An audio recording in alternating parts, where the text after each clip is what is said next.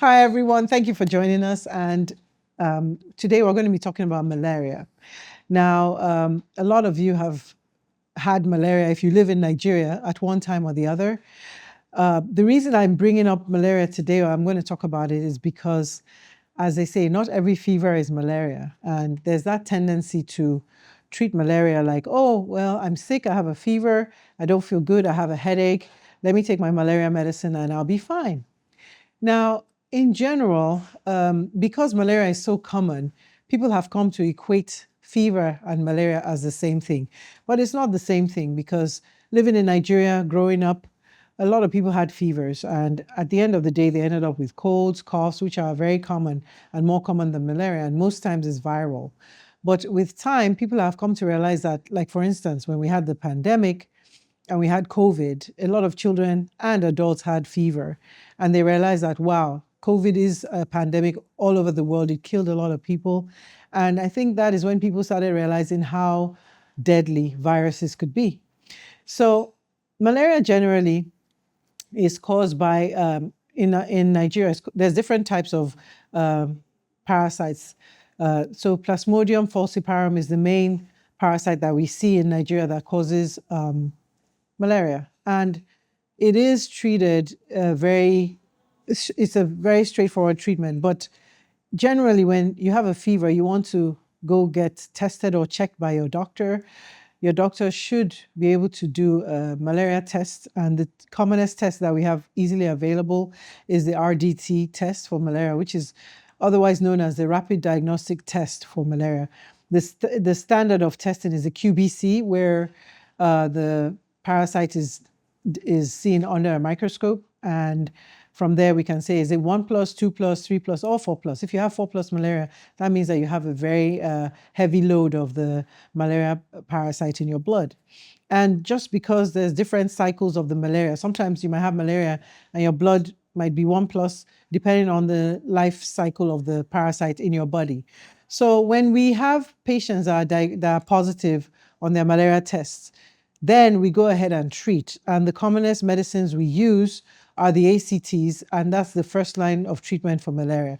Now, depending on the condition or the actual situation of the patient, we can decide to use other malarial treatments. But the common malaria medicine we see in Nigeria is the Coartem, and it's artemether lumefantrine combinations. There's all kinds. But the reason why it's important to get checked for malaria first before you treat is because antimalarials, some of them, can come with side effects. So for instance, if you have G6PD deficiency, and for people who have it, what is it is a deficiency in the G6PD enzyme. And what happens is your red blood cells can start to lyse or break down if you take any malarial medicine like Fancida that has a sulfur methoxazole or sulfur combination. So you don't want to just get malaria medicine and take just because over time, if you keep taking anti-malarial medicines, every medicine has a side effect. It can cause side effects from kidney to liver issues, and you don't want to end up with kidney damage or liver damage just because you've taken too many antimalarials or antimalarials that are not good for you.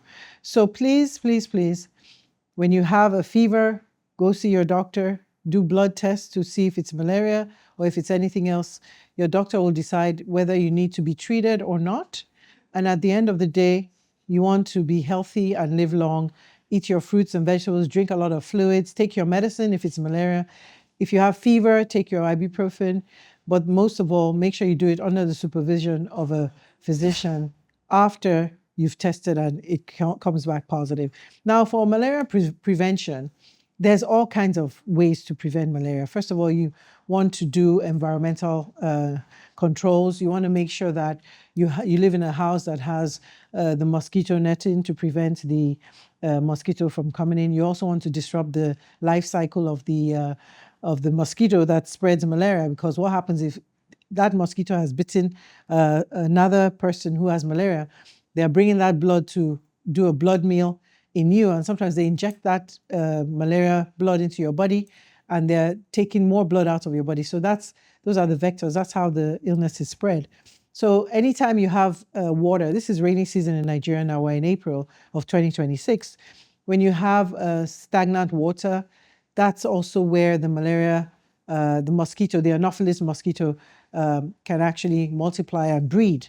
So you want to just eliminate pockets of standing water around your place of residence, wherever you live. And when you're going outdoors, especially in the evenings, the mosquitoes love to bite in the night. So just have your insect repellent on, wear long sleeve clothing, and just make sure that you're always trying to keep yourself healthy so you don't get bitten by the mosquito. And when you start to get sick, see your doctor or go to you can get the test done from any lab. Here in Nigeria, you don't have to go to a doctor to get the test ordered. And if it's positive, just take the treatment under the care of your physician. And the most important thing, apart from prevention, is to stay healthy. Do your well checks, make sure your children are doing their well child checks, and make sure that you don't give your children antimalarials if they don't need it, because sometimes the side effects can be life-threatening and you don't want to just give malaria medicine just because your child has a fever. So thank you for listening, and we'll see you next time. Have a good one. Bye-bye.